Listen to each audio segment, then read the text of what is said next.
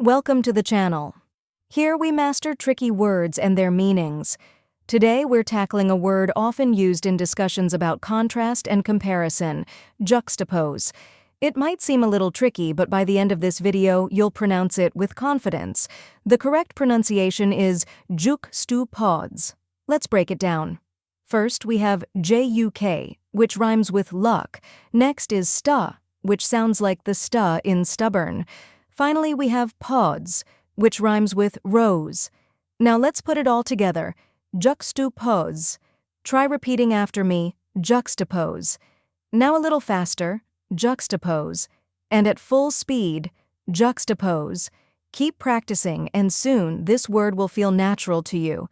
Now that you've mastered the pronunciation, let's go over the meaning. Juxtapose means to place things side by side, especially to compare or contrast them. For example, the artist juxtaposed bright colors with dark ones to create a striking effect. And that's it. Now you know how to pronounce juxtapose and what it means. If you found this helpful, give this video a like and share it with others. Comment below with any tricky words you'd like me to cover next, and don't forget to subscribe for more pronunciation guides. See you in the next video.